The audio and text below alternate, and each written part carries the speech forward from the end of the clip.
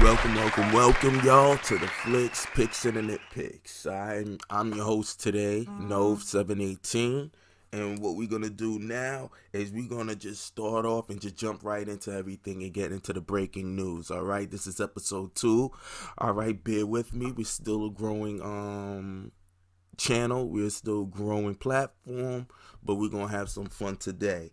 All right, first off, man, for the breaking news, actually the only breaking news we have, because I have to set it off first with the Disney Marvel acquisition.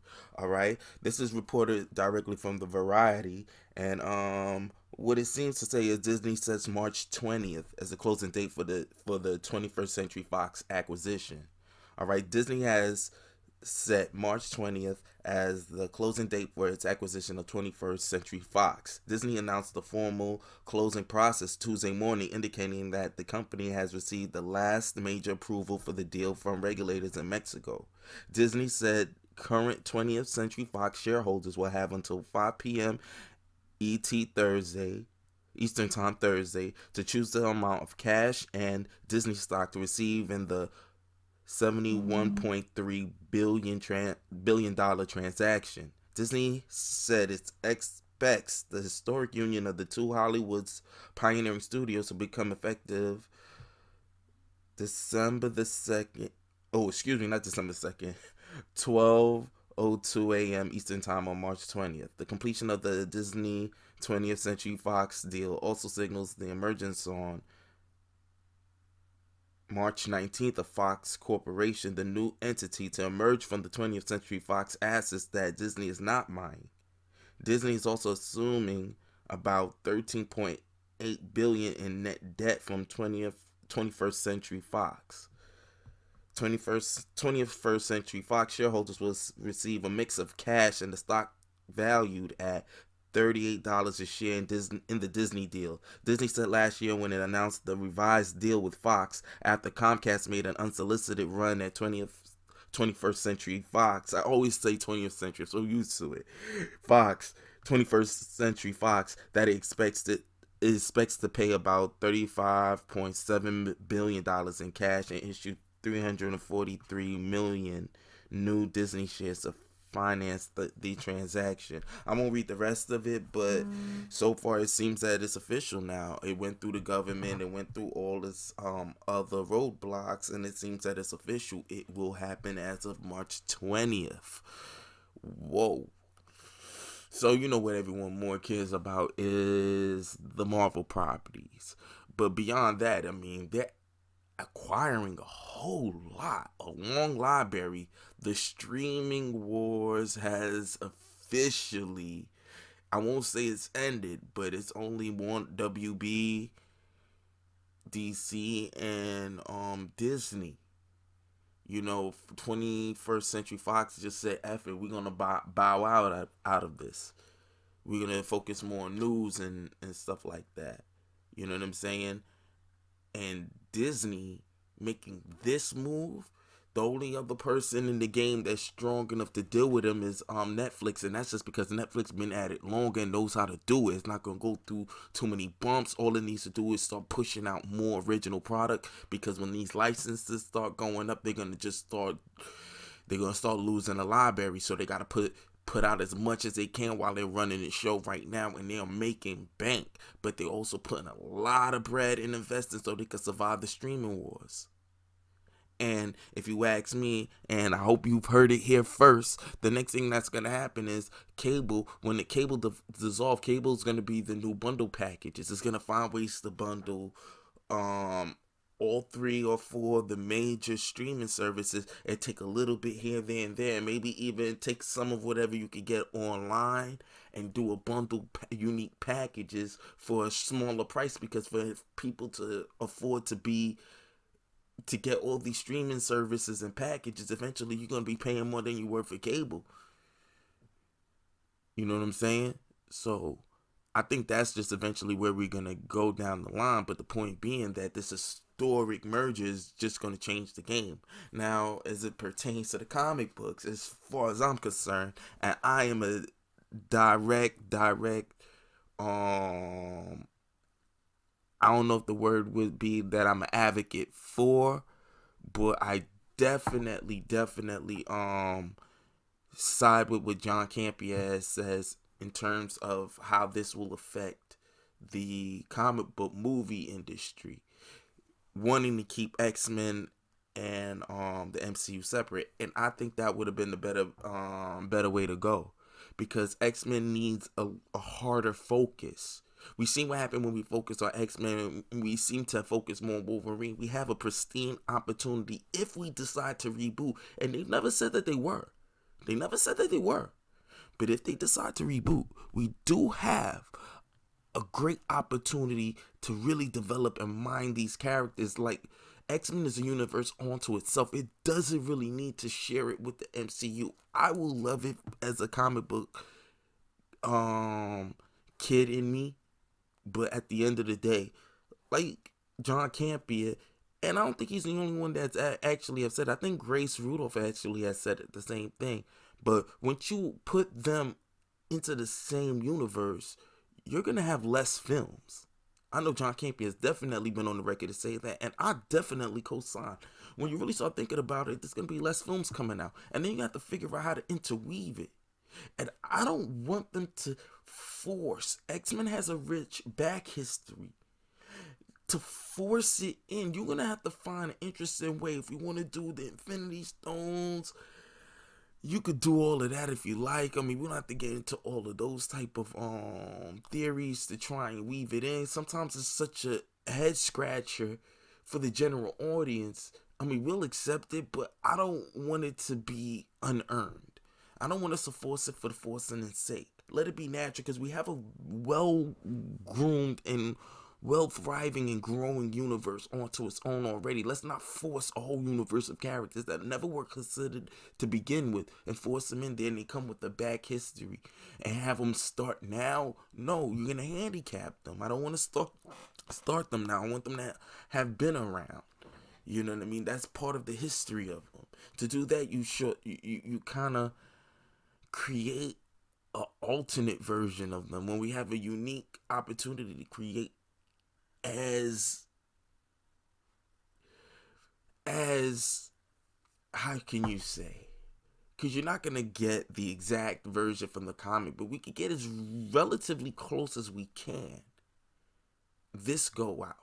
Not to say that Fox didn't do a good, like, if they existed version, but certain things they have to do, and the continuity was all over the place. Let's just call it what it is.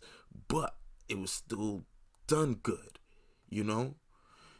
I don't want to see us have less films coming out when we could actually create a whole universe onto itself, competing alongside itself. I kind of hope that they keep 21st Century Fox as its own separate division, if you ask me. But we'll see. We'll talk more onto it another day, but that was the breaking news, and we shall see. We shall see. Next up is on comic book movie news. We actually started to see some concept art for the Captain Marvel film. And let's just go through a couple of these, because, and I think one of these days we're gonna have to do some real deep dives into concept art, because it's something that I actually really love. You know what I mean? I love seeing the beginning stages of figuring out how we could take a certain relatively new spin, if not just a new spin, or a realistic take onto a character. Whether we give it a stylized version, needless to say, it's still a live version. And I love to see interesting concept arts of how we get to what we got and what we could have gotten that maybe would have been probably better. But let's see. This one we putting up on the screen right now. No. Don't like it. I mean, unless this is supposed to be like you see, this looks like a bow tie a little bit up at I mean, if you didn't really look hard enough up on the neck, but I don't like it. It looks like just like a flight suit, unless this is just like a flight suit. It's not like a real, you know what I mean, costume. This one is like more like the Kree uniform. I think this is pretty much it. You know, not much to say. I mean, if there was minor detail changes, but this looked like pretty much what we got. This is interesting. I do not like that what looks like a Saturn or a record logo in the middle. Don't like that, but this is interesting. This is interesting. This looks still more earthbound. One thing I will say about her costume, it still looks part of the MCU, which is good, but not because it doesn't look alien to me. I don't know. This with the visor, it's cool, but then with her head out, it's like, so what's that for? Like, can't she not breathe in space? And if she can't breathe in space, and even the mohawk that they have that made the film now, this look like a whole sunroof. So it's like, what's the point of it unless it's just like a face guard for fighting? She can just breathe in space onto herself. You know, otherwise it kind of, I don't know, unless she can't literally breathe, but she can exist. Like, she won't crumble up. She just can't breathe the atmosphere, the vacuum, because there's no oxygen. She in that face mask kind of gives her direct oxygen through her nose, even though I'm kind of reaching a bit because it's like a clot. You don't see no attachment on her nose. You can clearly see through the visor, you know, but I mean, it just looks good. It just looks cool. Yeah, it looks dope. And it looks more like armor, which I kind of like. Kind of like it. I kind of like it, actually. It's growing on me. Yeah. This I really like. I really like. It looks more alien. Down to the gloves. Like, it looks way more alien. I love this. I really do. I really do. This is really dope. This is really dope. Yeah. This is really dope design. I really, really, really like this.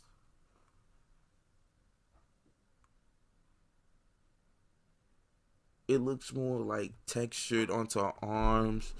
It looks like she doesn't jump into. It looks like a skin suit with relatively armored plates. It looks dope. I like that. This looks too Halo. Too Halo. It looks like what we already have in the MCU, kind of more MCU like. This is interesting because we've seen this already, but this is with the, like, I guess whatever goes around her eyes so she can see. It looks cool. It looks alien. Eh. This is like a black version what we already got. Different color version what we got. This, see, I really don't like that Saturn logo because it looks like, it doesn't look alien. It look like something that we could have made using alien technology a bit. The helmet looks cool, but nah. See, in the visor was not really a visor, like the kind of like glasses over her eyes, the way it's shaped, it kind of gives it the alien with the head, the alien eyes going into the bulb head of what we traditionally would consider alien, and with her human face coming out, you know what I mean? It looks human slash alien merged a little bit. I mean, I probably would have played with the helmet a tad more to see if I could create something a little bit more alien, but not too ridiculous. See, the hair hanging out, I understand why you want hair because of the aesthetic, but then it's just for aesthetic. But her face is hanging out anyway, so it's like, you know what I mean? That means that she can exist in space, so the helmet and all of that must be more of a, like, a a war helmet as opposed to like something functional for space, like that I need to breathe. You know, like the visor, you could say that could get like space dust when she's going this whatever speed, so it don't get into her eye. And if she could survive space, and she's this OP character, if you will, this overpowered character, I guess the space dust won't mess with her face. I mean, this is me just getting real sweaty with the shit. I'm trying to fit, because you want to, because the idea is to relatively kind of easily explain it. That's why I really like concept art. I'm gonna kind of go through this quick. This is not that dope. We'll probably dig deep another day, but we're gonna do concept art again. This is pretty much what we got already. This is one I like, more like the Ronin accused. I really like this. I really like this with the Egyptian kind of feel. I really like this. I really like this. I really like this. You know, I got a top two. This is another one I like. I say top three because you could kind of see, like, well, these two are it's pretty much just slightly different. I like the first one because it looks more like scales, like skin textured. It's a mixture of the other one that I like too. This one on the other side is dope, but looks more like a suit. Like, I like the other one a little bit more alien. I mean, you want to make her look more alien. These are cool, but nah. What we already pretty much got. This, see, this coloring is more alien. So if you was gonna do anything, if you would have went with this, I'd have definitely took that fucking Saturn logo off. I can't stand that shit. But everything else is dope. I mean, give her regular logo in there. You know what I mean? And when it did that, no, no, no. Why she looks so surprised? No, no, no. The face mask would have been better for someone else, and that's kind of Winter Soldiery. But see, but this would make more sense. It would have been more like, she needs it for breathing, not for her actual head. She could exist in space. Like, this would be like, I guess, to get the dust out her eyes. So she could hear okay. I don't know. I mean, this would have been more for aesthetic. You know what I mean?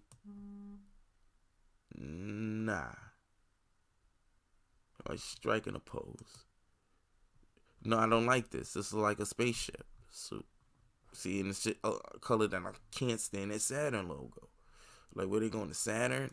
Like, if this was like a Saturn, like, outpost of, like, the U.S., I'd get it. But otherwise, no.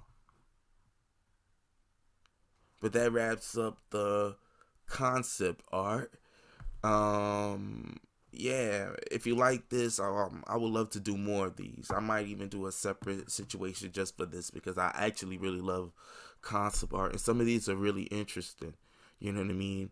Because, I mean, there's also, you want to put a science to it, especially once you get an idea of what we're going for, the what it needs to fit into and what it needs to stand out a part of. But yeah, man, we're gonna do this again. I'm enjoying it. I mean, I'll try it a couple of times. If you guys don't like it, we'll drop it. But I don't know. I get a real kick out of this. I get a real kick out of this.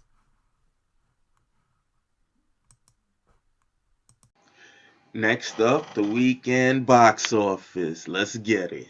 So, Captain Marvel actually came in at $150 million over the weekend.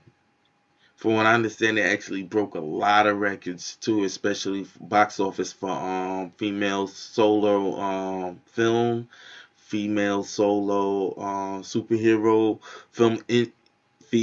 Also the biggest debut for comic book hero that supersedes Black Panther, because Black Panther actually was introduced in Civil War. So that's pretty damn good to actually come in like that. Still haven't seen it yet, but hopefully it's worth it. Even if it's not, it already made the money anyway. But shoot, that means just more comic book movies. It just be one that I just care less to see. But I'm gonna go check it out. How to Train Your Dragon: The Hidden World. I gotta jump in on the series, but this came in at 14 million over the weekend. Tyler Perry's A Medea Family Funeral, 12 million over the weekend.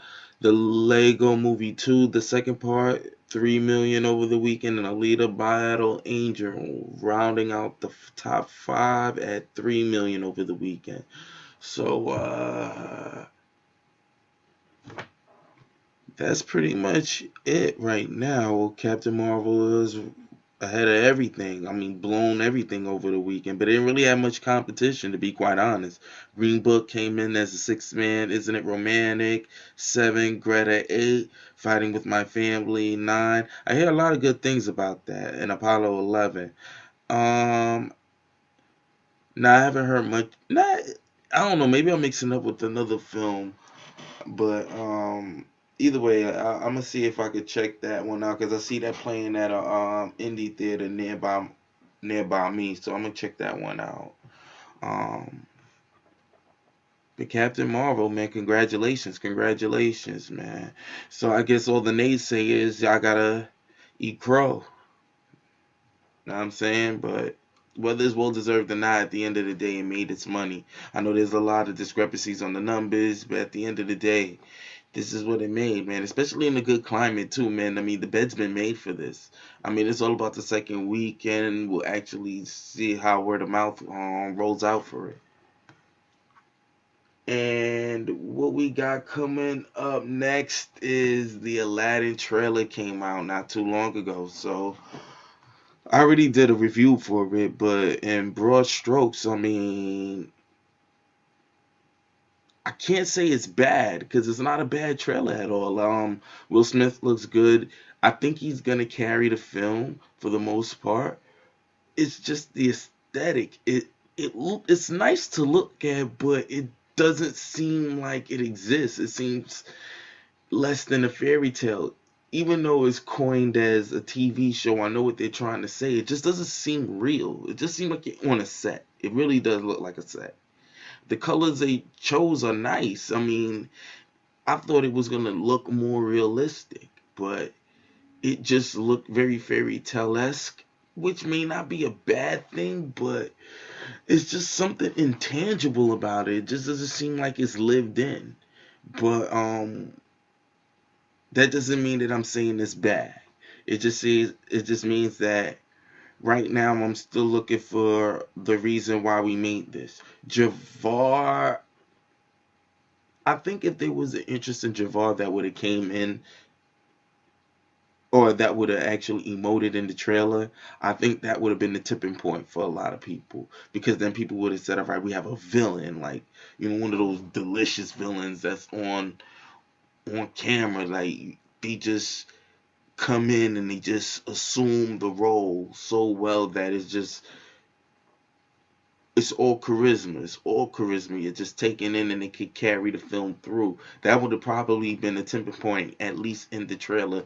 I don't know what he'll do in the film, but hopefully he actually stands out because as it stands, I'm still looking for the reason that makes me go, yes, I see why you did this. I see why we needed this realistic approach to the film or to this animation.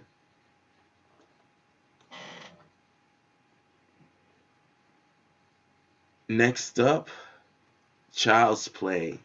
Not too many of the major markets seem to really be talking about it, except the more niche of the YouTubers, but call me one of them. Because at the end of the day, this new Child's Play film, it's definitely on my radar. I'll be honest with you, but the kid Andy, I really wish he didn't look so. They didn't choose such an older child actor. They could have got somebody younger, more into the age range of what he was in the original film. You know, in the original film, I think he was like 8 or 9. You could have kept him 9ish, 10ish. You know what I mean? 11 top. This kid looks. What is he? 14? Like, what is he doing with a doll? And I think they're saying that they're trying to pass him off at 12.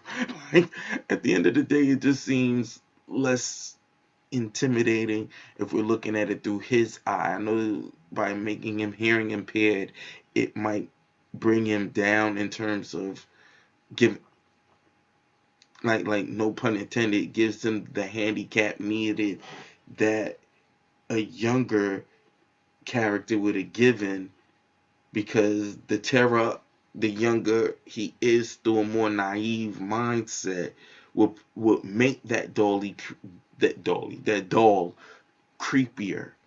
You know what I'm saying? So that's if you ask me, because I think that would I guess that's why they went with that kind of approach with this character. And I'm not exactly sure if it's confirmed, but from what I understand from all the pundits that I listen to and the trades that I've looked at, it seems that he is hearing impaired, and I think you actually see him with their hearing aid.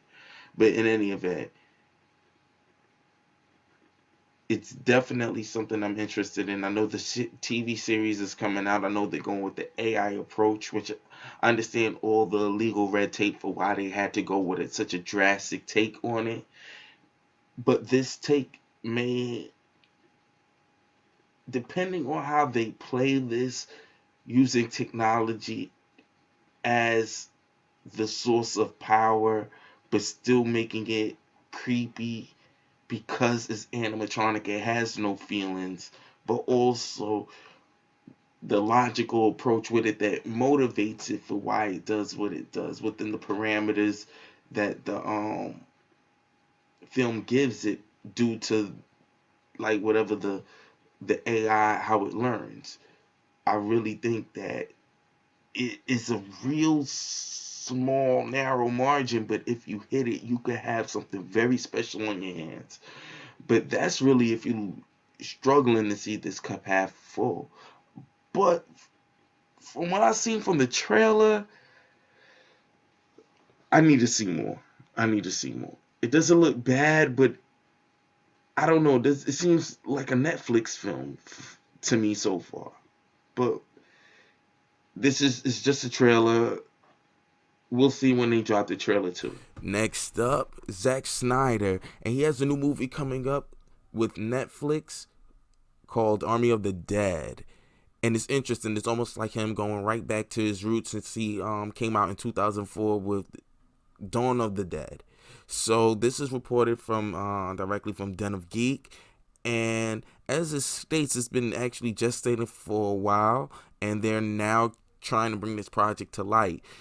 As we already know, he had other films that he was tangled up with, from Watchmen to the superhero, then getting pulled completely into the superhero genre with DC's Man of Steel, then BVS, then everything falling apart, nearing him leaving from the Justice League film. So now that he's over at Netflix, he's actually reportedly excited about it because, as he says in quotes, there's no longer any handcuffs on him. So this is going to be a beautiful thing. We spent most of the time these past couple of months since Justice League been out just wondering what's going on. Zack Snyder, his unfortunate situations, then all these new reports coming out that's kind of like muddying the waters. Now everybody's pushing for the release of the Snyder Cut. It's just great to like take a step back and know that Zack Snyder's name is coming back to the forefront and it's no longer attached to the superhero genre, which, if you ask me, I loved what he's done when you let him do what he does. It's always come out better than when they try to edit him down and they're trying to do too much cooks in the kitchen. But that was something that was beyond him. But when he makes his own film, the films are actually pretty good, if you ask me. And actually, it seems that people actually have a better gravitation towards his actual film when you see his version of it in the totality, as opposed to the assembly cut that the company seems to want to push out there, trying to hit all these type of barometers and build up something towards the future. So it's good to hear that he's actually moving forward with this. He's working with Netflix, and his wife will be producing the film as well.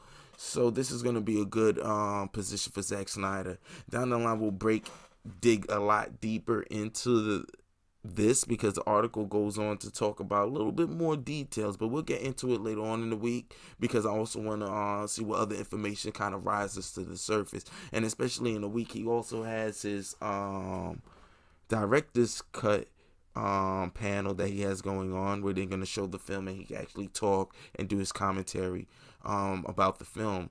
And a lot of great YouTubers that I actually watch are actually going to be out there to support it. I wish I could go, but at the end of the day, it's going to be a lot more information out there. And that wraps up for our second episode, So, like I said, we'll dig a little bit deeper in the week in it, onto the Zack Snyder's new Netflix venture, if you will. And we'll conclude today's episode, and it was actually good. Like I said, just keep following what we got going on here. We're just getting started, just trying to get our feet to the ground. Just bear with me, but I'm having a great time. As for us over here at the Flicks, Picks, and the Nitpicks, this is your boy Nove, and like, comment, and subscribe. Until next time, chill.